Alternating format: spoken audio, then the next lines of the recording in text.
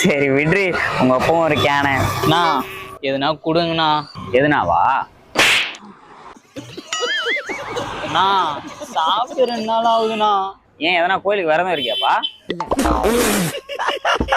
அண்ணா விளையாடாத அந்த கடையில எதுனா வாங்கி கொடுங்க சாப்பிட. சாப்பிடவா? சரி வா. என்ன வேணும்?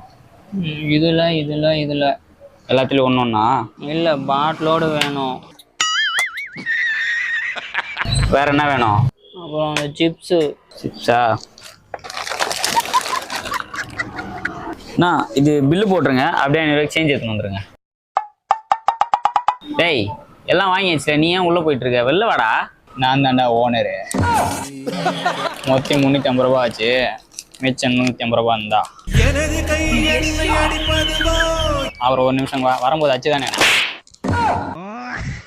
போ.